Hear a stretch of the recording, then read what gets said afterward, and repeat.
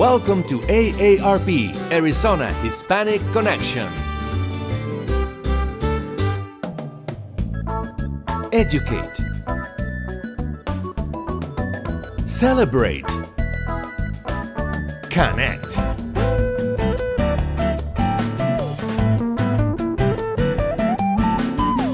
Arizona Hispanic Connection. Good morning, everyone. Good morning. This is AARP, Arizona Hispanic Connection. I am your host, David Parra. Today we have a very important subject. It's called Aca Explained. And today is the 26th of August, 2017. And as of today, the Affordable Care Act is still the law of the land. We expect changes. I think they will definitely come. We do not know when. We do not know what type of changes they'll come. But one thing we know, they will come. So we're going to be talking with our guests today, three of them, and I will introduce them in just a little bit. But before I do that, I would like to welcome Dr. Len Kirshner. He is on the phone, and I have asked him to help us understand the history of healthcare in America. I believe a lot of times when people use names such as Obamacare and other names, it may give the impression that this is a new issue, but it's definitely not. And that's why I have heard Dr. Len Kirshner, and he has an amazing career. He's currently retired, so I'm not going to read all his accomplishments, but suffice to say that he was in the 80s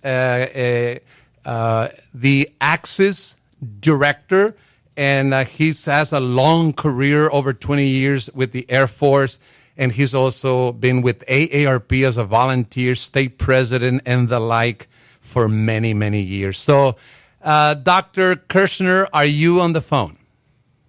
David, I'm here. All right. Well, thank you so much, and thank you for joining. Would you mind help us and everyone listening and watching through Facebook Live, help us understand that this is not a new issue, but that there's a whole history around healthcare. Would you mind? No, I'd like to. David, we've had this conversation, and the whole issue of politics and healthcare go back to George Washington and John Adams, our first two presidents. John Adams actually signed the Merchant Marine Health Act in 1798, which said that merchant mariners had to pay into a pot to develop a healthcare system.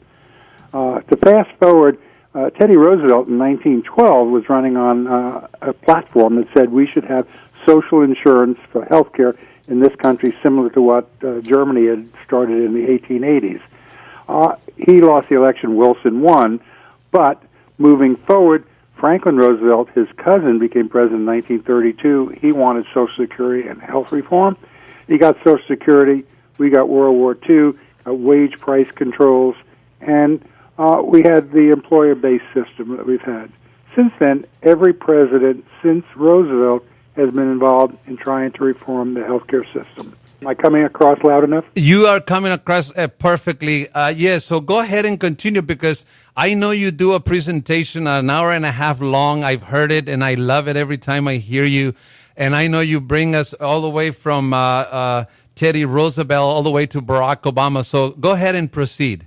Well, Harry Truman tried twice to get a national health system, and the American Medical Association fought him, called it socialized medicine.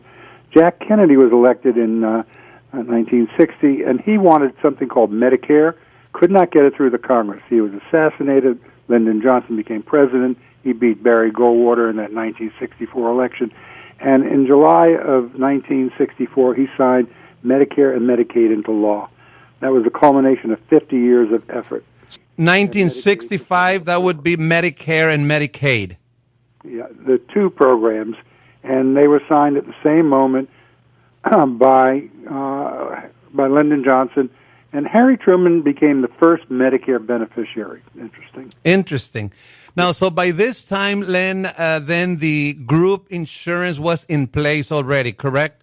Yeah, Blue Cross had started in 1929 in Dallas and had grown. It was a hospital insurance program.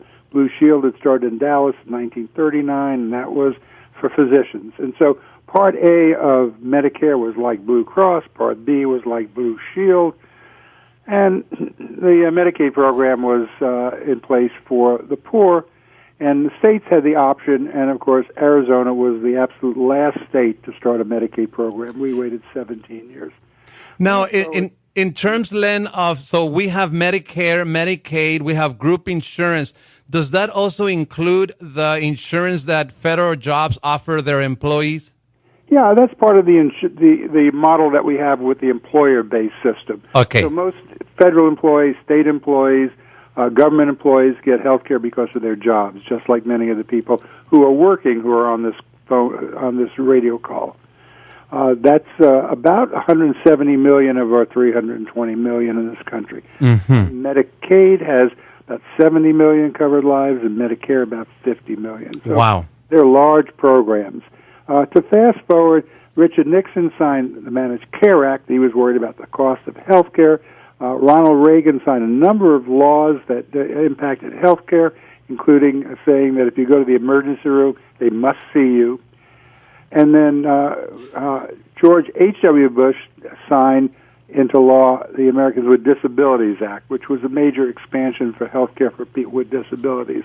But it took the Clintons taking office in 1993 for the Clinton plan, and that was a major battle that took place in the Congress.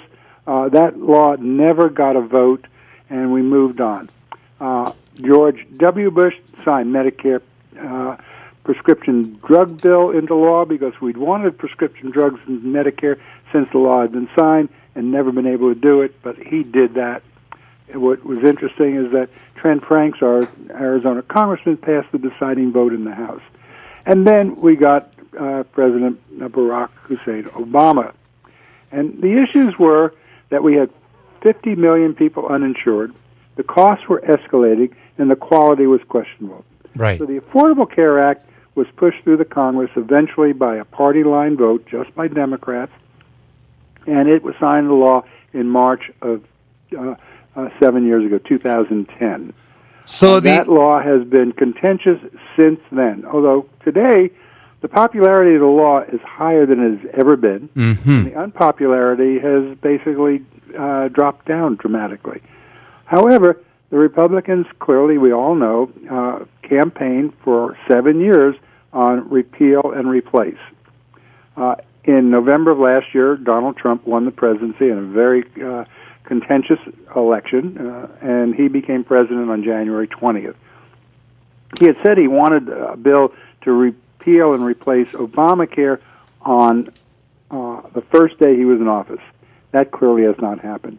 And so the battle in the Congress this year has been dramatic. Right. The House of Representatives tried twice to pass a repeal. They did on the second time. It went to the Senate.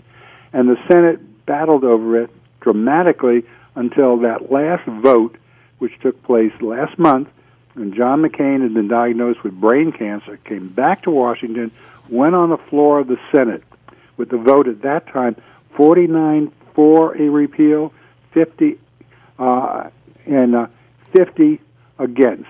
If John McCain had voted to support the bill, it would have then been a 50-50 tie, and the Vice President, Mike Pence, would have cast a deciding vote, and the bill would have ended up going to a conference committee. John McCain came in one of the most dramatic moments in the history of the United States Senate, walked in about 1:30 in the morning, waved his hand and said, "Recognize me." He was recognized. He walked up to the desk with Senate Majority Leader Mitch McConnell standing there, the Vice President standing there, and he put his fist out and went thumbs down, no. Wow. And the bill failed. It did not pass. Mike Pence did not get a chance to cast a deciding vote. Well, Dr. Len Kirshner, thank you so much. You know that you and I have we're working on a time for me to videotape the whole 1.5 hour presentation. I'm going to be reaching out to you to do this as soon as possible, because then I would like to post it on our AARP Arizona Hispanic Connection Facebook page. So thank you very, very much for helping us understand the history of healthcare in America. David, thank you for having me on.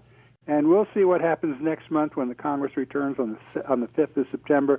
They still have health care, the budget, the debt ceiling, infrastructure, tax reform, and a whole host of other issues. It's going to be a very interesting month. People have said September will be a meat grinder in Washington. Thanks so much, Dr. Len Kirshner. Let me introduce my other guest today. Len Kirshner was one of them, but let me see if I can do it out of memory, right? We have Alan. It's Alan Jersvig. You just cross off the G and then say Jersvig. Say it again. Alan Jersvig.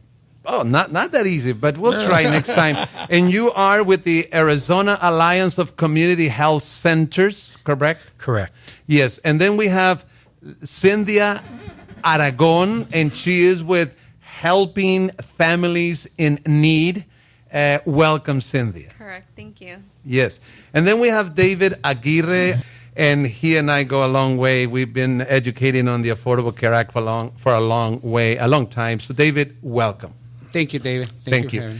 So now that Dr. Len Kirshner helped us understand that the Patient Protection and Affordable Care Act, also known as Obamacare, is not something small. It's not something that just came all of a sudden, but it's part of the effort that throughout the history of our country has been going on to find the best way to offer health coverage for all Americans.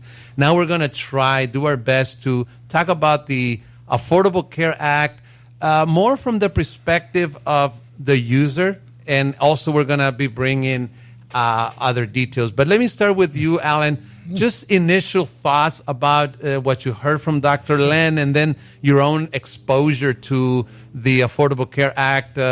You've been in it also since the beginning. Up to my nose. Okay. So, yeah, I work with the Arizona Alliance for Community Health Centers, and we have assisters helping people enroll across 150 sites in the state, and I also direct the larger Navigator grant in the state, and we have 15 partners involved in that. So a couple reactions to what Dr. Kirshner has said, and he's a friend too, and I've heard parts of that, but most people think of the ACA or Obamacare as simply the marketplace where you can go to buy insurance. Right. Let me put that into perspective, okay? In Arizona, if Arizona had only 100 people, 45 would get their insurance from their employer. Okay. What we would call group insurance. Group insurance through your employer. So that's 45%. Yep. Okay. And 25% now, because of Medicaid expansion, we call that access. It's about 25 out of 100 people are on access or kids care. About 13, David, are on Medicare. And a lot of people think that Medicare in Arizona, because we're all old, right? That's what people think. They think it's bigger, but it's not. Okay. But the interesting thing is only 4 out of 100 go and buy their own insurance in the marketplace. And that leaves about 12 out of 100 that don't have insurance. So my point is the ACA is so broad. Right. There are programs to help lower costs. There are programs to improve quality. Money for preventive care could go away. And we're going to get to the nitty-gritty of the details. So if you just join us, this is AARP, Arizona Hispanic Connection. If you're listening by radio, remember that you can also join by Facebook at AARP, Arizona Hispanic Connection. And I'm going to lead this conversation in a way that people get a more holistic idea of what the Affordable Care Act is, because we've been since 2014. We hit the road running and educating, and we know that a lot of people have these concepts about the ACA. So David, and then we'll go to Cynthia. Just initial thoughts about the Affordable Care Act. I believe this is something like he was talking about, something's been happening or brewing for a long time. When it first hit us a few years back, we took it as kind of like, okay, now we have to have insurance. And that kind of threw off a lot of people as to, okay, it's a mandate, so we need to. So from there on, I believe that we still have long ways to really learn what this is about. This is about health. This is about all the coverage, the different, the 10 essential coverages that this law brought into the playing field. Yeah. So that facilitates a lot of exams, a lot of other things that people didn't know about or didn't have access to prior to this becoming a law. Yeah. Initial thoughts, Cynthia, and then I'm going to ask very concrete questions about what is the ACA. But just to your initial thoughts, you've been involved. You were trained originally, right? What is your function? To help people enroll primarily, or more than that? Yeah, so Can you get the mic a little closer? in helping families in need, we have 13 locations across the Maricopa County Valley. We have also 15 navigators. So what we do is we help consumers directly apply through the marketplace, Okay. create accounts, enroll into these health insurance plans that the marketplace offers.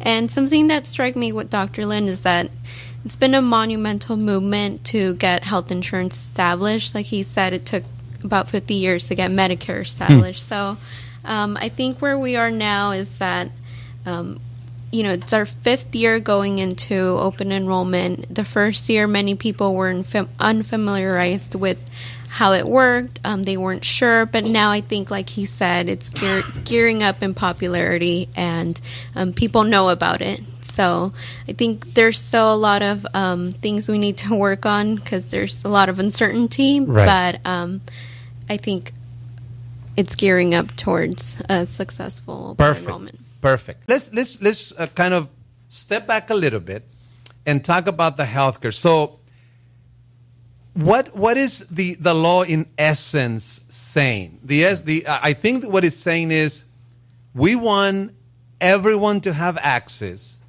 right? And we're going to make that happen. We're going to facilitate that, but primarily for this group of uninsured that at that time it was like.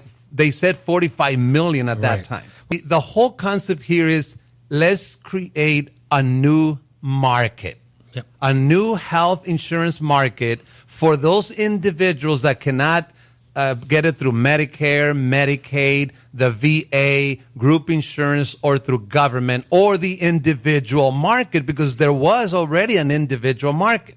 But there was no help. Right. There was no help, but it was very expensive. So that's what the whole thing about the marketplace. But then the marketplace, then it's a place where people go online primarily and buy it. So the whole thing is give access to more people. Yeah.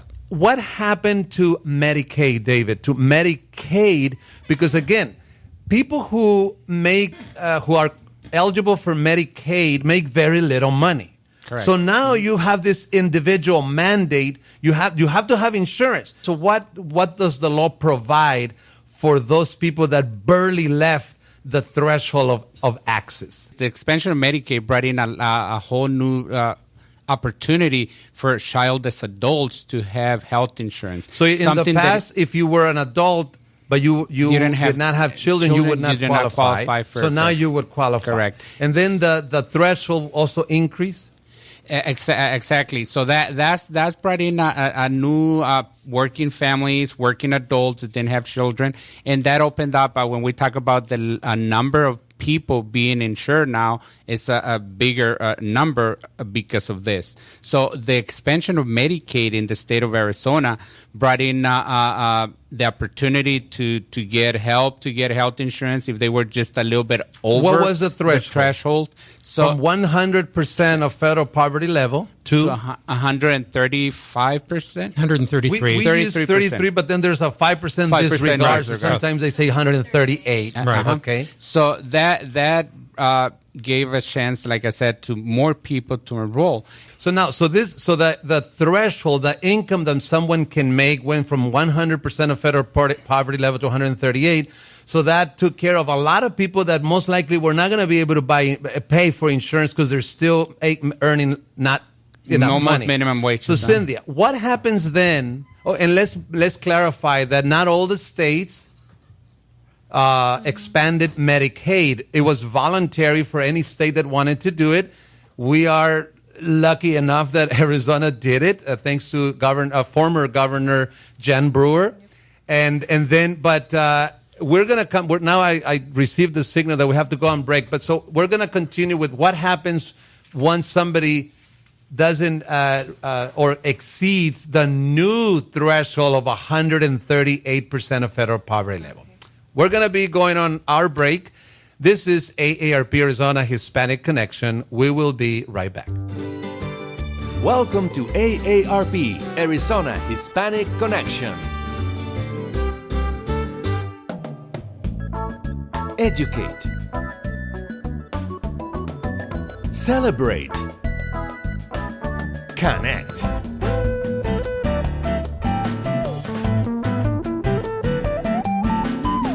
Arizona Hispanic Connection.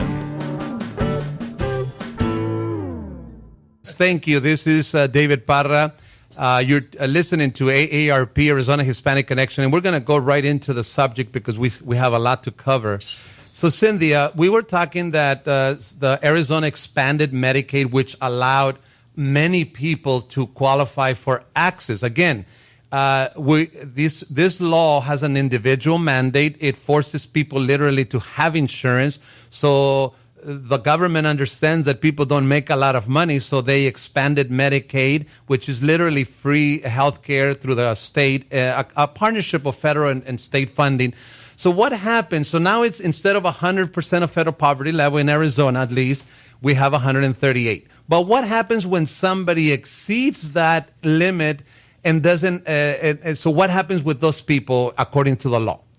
So for those families and individuals who go over the 138 federal poverty level, they would qualify for financial help through the marketplace, which is what they call the advanced premium tax credit, and that's if they earn from 138 to up to 400% of the federal poverty level. So Okay. it is paid directly monthly to them, and they have the option to either take it all, take a portion of it, or none of it. So here we see then this process of the Affordable Care Act establishing a marketplace, but before somebody gets to the marketplace, they check their people. The people that help the user buy insurance will check their income first. They'll check to see if they meet the access eligibility threshold. If they don't, then they go to the marketplace. That's when they actually hit the marketplace, right? Yes. After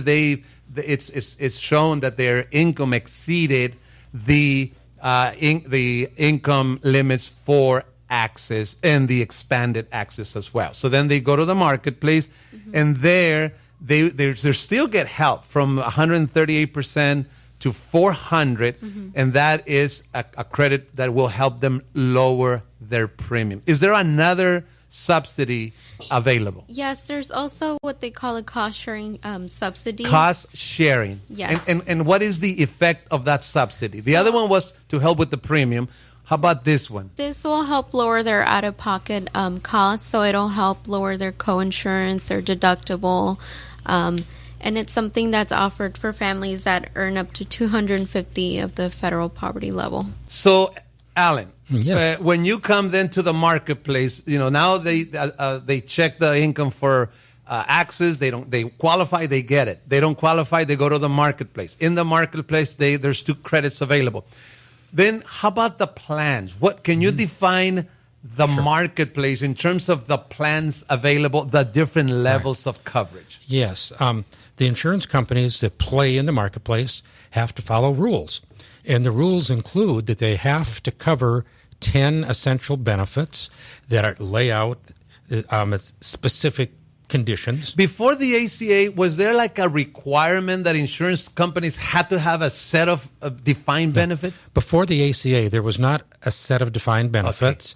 And So this was something new. something new. The other thing that was new, though, is before the ACA, if you went to buy your own insurance, that you would have to answer question after question after question about your health. Do you have the 10 essential health benefits so that you can read them? I think for the record, if you have them, would you mind reading them just for the record so that people know what 10 essential health benefits are? Go ahead. You get care for ambulatory patient services. In other words, you can walk in to a place. Emergency services, hospitalization, maternity and newborn care, mental health and substance use disorder services, which usually were excluded. Okay. This is a new thing. Maternity was usually excluded. You had to pay extra. Okay. Prescription drugs, rehabilitative care. So let's say you're injured and you need physical therapy, occupational therapy. That was not usually covered. That's something new. Of course, laboratory services, free preventive and wellness checkups. You can go in and get a checkup. Which is a huge item, preventive Huge. services. And that is, like I say, at no charge. Right. So even if you have a plan that has a deductible and a copay, prevention is no charge. And pediatric services, including dental and vision. Now, what is wrong with this? Because we all know there was a lot of criticism about, you're forcing me to buy a packet of benefits that I not necessarily want. What's wrong with that? You're saying that this is the first time that the government pretty much forces an insurance company and literally tells them, this is what I want all the plans to have. Yeah. We've never had a standard before. Okay. And in one state, what they called insurance might be completely different in another state. Okay. So this was the first attempt at a national standard. Some people don't like being told what to do. Okay. It's as simple as that. What's behind the concept of literally forcing the insurance companies to offer this? Part of the problem is if you got group insurance through your employer, you generally had a pretty high level of coverage. Okay. But if you bought your own insurance, you had a low level. There was a big disparity. So what they wanted to do is make the individual plans that you or I could buy much more like the group plans. Okay. So they were trying to close the gap between the things that were covered. And we're going to get to a segment where we're going to talk about the regulations that were placed on the insurance company, maybe on the next segment, which is extremely important. But since I asked you, unless you want to pass the ball to any of the other guests, how about the levels of coverage? Because in addition to this marketplace having a defined set of 10 essential health benefits that they must include, insurance companies, it also gives you the opportunity for people to buy 4 different levels of coverage, which is your platinum, your gold, your silver, and your bronze. Yeah. Can someone elaborate on that? What is that? So that's the levels of coverage. They are just different categories, and they'll cover at different percentages. So the most. Can you tell me the essence of that? Because the different levels of coverage does not affect the essential health benefits. All the plans, regardless of the level, will definitely have the 10 essential health benefits. But what is the essence of the difference, the main difference in each of these levels of coverage? So, for example, there's bronze and silver. That's going to have more out-of-pocket cost for someone that doesn't really need to see their doctor regularly or a specialist. So it varies off what the consumer needs. If they need to see a specialist or their primary care physician more often, then the gold and platinum will be best for them because they'll cover more of. But how about the cost, the co-insurance levels? So for bronze, I believe that's 60% that it 40? covers. Yes. Okay. And then silver, it's 70. 70-30?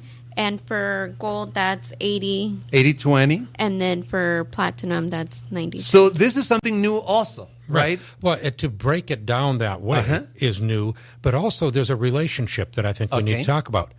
If you have low premiums, you pay a lot of money when you see the doctor. Okay. If you have higher premiums, you don't pay so much. So what Cynthia was saying is critical. Let's talk about people with chronic disease, and I think David, the other David, should address that because he works in that whole area of chronic disease. Well, definitely. See, that's when she was explaining the cost. If you get a real like a 60-40 plan, if you have a chronic disease, that's going to break your pocket because it's a higher cost every time you use the benefit. So are you saying that the lower, the less the plan covers, like say the 60-40, it covers 60%, what happens to the deductible in that scenario? But the thing is that'll go, the deductible pretty much will go up. Okay. But also the cost, the co-insurance, that out of pocket will be more for the individual. So even though monthly you might be paying a little bit less, then at the long run, if you have a chronic disease, it's going to break you. So that's the reason that we have to educate, and we're educating the people on those concepts. But okay, you're going to either pay now or pay later. Right. And if you have a chronic disease, then you're better off with paying more monthly. Perhaps a platinum where you're gonna where the insurance is gonna cover 90% and your deductible is gonna be lower and you're out of pocket. And you're out of pockets as well. So that's something that is new and it's something that has benefited. Especially in my case, personally, I mean, I'm diabetic, so that's when looking at plans, you have to look at how often you use your plan. What is it that you need it for? If it's just to cover the penalty or whatever the case may be, then yes, something like that will be fine. But we definitely need to look into a lot of education into our communities. So if someone is healthy, they're not going through any problems at the moment, maybe a lower metal, a 60-40, 70-30 might be fine. Yeah. Because, they're not going to be using services a lot. But then if someone's already with some conditions, they may consider a higher level, your platinum, your gold, 90-10, 80-20, to have, you're going to be paying more on premiums, but then you're out of pockets and primarily your deductible is going to be lower. And that comes back to why people like Cynthia and David are so important, because they can sit down with you. They can walk you through this. And we even have a new worksheet to say, Mr. Parra, your total investment, if you get this plan with premiums and copays and deductibles, will look like this. And it's just so important, if you are concerned or confused, find a navigator or an assistant to help you. Now, this marketplace seems pretty attractive. I have insurance through my work. I don't have the 90-10 or the 70-30 or the 60-40 options. I only have the 80-20. And that's pretty traditional, where the company will pay, or the insurance company will pay 80%, and then you pay your 20. So here we have some features of this healthcare marketplace that is pretty innovative, pretty attractive. But as far as, like you said, you don't have those options, but you do have the 10 essential benefits that has to be covered. Right. And that's for any plan out there that is it to be, in order for it to be a qualified plan, it has to cover those essential benefits that Alan was talking about earlier. If they don't, then it's not a qualifying plan. And that makes it somewhat easier, I think, to pick a plan, because now you don't have to deal with the essential benefits. It's going to, all the plans are going to have the same. Yep. Now you're just dealing with how is your condition, whether according to your condition it's best for you to buy a platinum, a gold, a silver, or a bronze. And that's what, like Helen says, and we're going to be repeating it every time. It's if you're not really sure, get a hold of a navigator. We have them throughout the whole state of Arizona and throughout the country, actually. But if you're listening to us from another part of the country. But here in Arizona, we have a lot of qualified people that we take pride in training and getting up to date on everything that is happening, so they're able to help you better and then provide the information needed to our communities. Okay, in 1 minute before we go on the next break, let's tell the public how they can best get help. I can give you that right here. And this would be multiple languages, not just English. Call 800-377-3536. That's 800-377-3536, and we can make an appointment any place in the state. Is that the Cover Arizona? That is the Cover Arizona number. Please explain the concept of Cover Arizona in 30 seconds because it is extremely important. Definitely. Cover Arizona is a coalition of almost 1,000 agencies throughout the whole state of Arizona. Nonprofits, they don't charge. Nonprofits, everything that we provide, all the services that we provide throughout the whole state is free of charge to the consumer. So that's something that is includes helping families in need and all the navigator entities throughout the whole state of Arizona. Now, please give the website, because a lot of people, they prefer to go to a website than call a number. Yeah, the website is coveraz.org, coveraz.org, and you can find the connector and make an appointment, or you can find helpful information. Coveraz.org. So in Arizona, everyone that needs the marketplace should know Cover Arizona. Cover Arizona, coveraz.org. So all the agencies around, in the valley, in the state, would you say they merge into this coalition called Cover AZ? They belong to the coalition, correct. So it's almost like a one-stop shop, so to speak, for this market. Yes. Now, so the coalition Cover Arizona, is this just for the marketplace, or some of the agencies may do other? All of the agencies do other. Interesting. Medicaid, kids care, marketplace, and some of them also Medicare? Some of them have trained Medicare people as well. So basically, Cover Arizona, it's an amazing name and an amazing resource for all Arizonans who have any questions. And I've gone through the website many times to find someone, to refer a person to. And it's great because you can actually make an appointment. You can input your zip code, and it'll tell you where those agencies nearby and if you can be prefer a found. different language, you can make that known. Right. So this is the marketplace. The marketplace is a new market of insurance, and for those that cannot get insurance through other places. Medicaid was expanded in some states, especially in Arizona, from 100 to 138% of federal poverty level. Then there are the subsidies. Then there are 2 types of subsidies.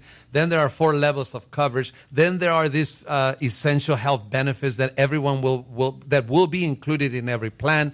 And let's also say that within this plan, within the essential health benefits is preventive services, which is those regular annual checkups that we all have to do free of charge. And that means no co-pays, no co-insurance, nothing. It's free. And I do them all every year. Now I'm due for my appointment for this year.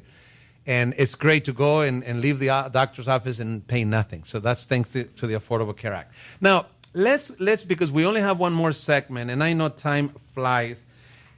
This law has another aspect that we are not going to cover because of time, and that is the element of taxes.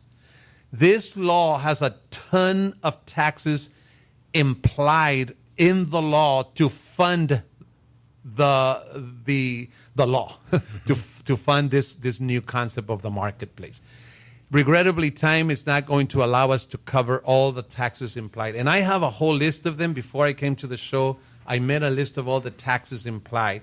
The Kaiser Family Foundation has amazing information on this. So if you want to get information on all the taxes that is supposed to fund this law, you can go to the website. Now, let's go to the last portion of this, and that is regulations to the insurance companies.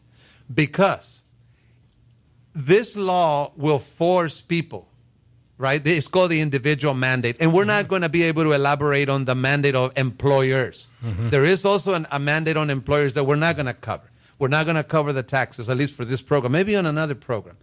But let's talk about what kind of regulations, new regulations were imposed on the insurance companies. And this page that I use for my presentations on the Affordable Care Act has it, but anyone jump in. The major ones, we don't have to cover them all. Of course, the major one is if you do not have coverage, you may have to pay a tax penalty. I mean, that is something new. And that was done so the insurance companies could afford to offer no pre-existing condition. You can now have a diagnosis and still get covered.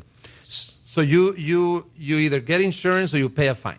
Correct. Okay. What other? Unless you qualify for an exemption. Right. But most people Yes, don't. in principle. Yeah. Any other regulations to the insurance companies? I'll jump. I'm sorry. I'm but just I'll- going to mention one because of time. Oh. Pre-existing conditions. Yep. This is one of the biggest regulations that were Yep. imposed on insurance companies ever in the history of this country, I think, where an insurance company cannot deny coverage based on a Huge. pre-existing condition. They can only ask you for your age, your family, where you live, your family composition, and if you smoke. Yep, Because if correct. you smoke, you will be smoked with a 50% extra premium. Yes. So, David, any other regulations? Well, I think that's the biggest one, and that's the most important one for all of us. I mean, the How about pre-existing. the children, 26 And also, that was the one I was getting to because my kids are getting at that age. So they can be on the parents' plan all the way up to the age of 26. So that also opened up a new way of getting the young invincibles to get health insurance, is being part of their parents' plan. And that works for Cindy? group and individual. One also other thing is that there are no coverage limits, so Oh, you that's a can huge no one, longer too. be denied for What having. does that mean? For people to understand, what does that coverage limit mean? So before, if you had a chronic condition, you could be denied by health insurance because you basically cost too much to be taken To care the of. insurance Yes. company. So at a certain level, now there are two different types of limits, right? One is the annual and then the Lifetime. Yeah, so there is the lifetime, and there's also the out-of-pocket maximum that they're no longer able to put a strict regulation. No, that's another one. Yeah, So that's the a- limits, the annual limits, the lifetime limits, gone. Yes, Right. so, So in there other are words- no longer limits on that as there used to be. Now elaborate just a little bit more on the out-of-pocket limits that in the past we didn't used to have them. Now we do. So the out-of-pocket, that's something that you meet within your health insurance, and basically once that is met, the health insurance company will kick in and cover 100% of the rest of the bill for that year if it is met within that year. Great. So now those are amazing provisions, amazing restrictions or regulations on the insurance. And one more that people often forget about. Before the Affordable Care Act, insurance companies had no limit on the amount of profit they could make. So now, under the Affordable Care Act, 85 cents on every dollar they collect has to go towards medical care. Amazing. And so in the other 15% is the cost of running the business. Right. That was not there before. Right. And of course, people have strong opinions about that, but I really think that that's an important first step towards making our system more sensible. And what happens with an insurance company that doesn't spend 85% of on every dollar on the care? They get to send a check back to there's- you. Oh, to me or to the company? No, to the me person. personally, If that you is own amazing. if you own a policy, Now, you I'm get a sure check that, in the mail. that the audience has to be thinking, wow, this is really not too bad. So what was the law betting on for its success? Because the law has amazing provisions. It has amazing regulations too. So I usually, when I used to give this talk a lot more than I do now, I used to tell the people that I kind of pictured this conversation in somewhere in Washington where the insurance companies told the government, you have got to be out of your mind. Well, then where's my profit? You are forcing me to spend 85% on every dollar. You're forcing me to keep to not have coverage limits. You're forcing me to offer preventive services for free. You're forcing me not to discriminate for pre-existing conditions. You have to be out of my mind. So what did the government said to the insurance so they to appease them? Well, I'm not sure what they said, but I mean, I think this is a great thing for consumers, and that's what the law is about, protecting consumers and really bringing the playing field to a level where everybody can be part of it, and that's the intent of the law. I believe overall. Where is the government's mind? What were they betting on for this law to succeed? Lots of new customers, particularly young, healthy customers. And that was the bet that they were making. We will give you no pre-existing conditions. Everybody's welcome. Okay. And you have to have the law that says everybody must get covered. And the belief was young, healthy people would get coverage for the first time. So basically, with the individual mandate and the penalties in place, the assumption was everybody's going to come in. Mm-hmm. The young, and then the old, the healthy and the not so healthy. Everything's going to work out. But did it happen, David? No, that's where kind of like a lot of insurance companies pulled out of a marketplace because they were not making a profit, and they were not making a profit because of that. We didn't get a lot of young adults to get healthy young adults the invincibles to get health insurance. So therefore, it was not balanced. Most of the people that got it was people with chronic diseases, people with pre-existing conditions that actually cost the insurance companies a lot of money, and they didn't get the ones where they were going to be making the money. So that's where it is at this point, I believe. And it is stabilizing, and that's one of the things that we sometimes forget, and that is that something this big, this new, takes a little while. Right. I mean, look at Medicaid and Medicare. Every couple of years they tweak it. Mm-hmm. ACA is 7.5 years old with no changes because of all the politics. Right. They could have turned the dial here and turned the dial there and made it so much better. Mm-hmm. So great success in getting people covered. Okay. But some of the young, healthy people didn't play. Can someone share with the public what has been the experience in Arizona with the health insurance companies? How many did we start with? How many do we have now? And what's the projection for 2018? Real quick. Anybody? Okay, well, we started with 11 companies. 11 companies. We now have 2. The good news is this. If you have a marketplace policy today in Maricopa County or Coconino County, you can keep your same doctors now because it's going to be the same insurance companies. The 2 insurance companies providing service in Arizona are keeping their footprint exactly the same. Wow. So, yes, everybody will have only one company to choose from, but that company will offer 4 or 5 plans, just like your employer. You only get one company, right? But you might get 3 or 4 plans to choose from. So we are seeing stability. Prices are going to go up only a little, but 80% of the people get financial assistance. 80% of people who have insurance get financial assistance. In the marketplace, yes. So it's a smaller number that are having to pay the whole amount. The whole amount. And once you have to pay the whole amount is really a lot of money.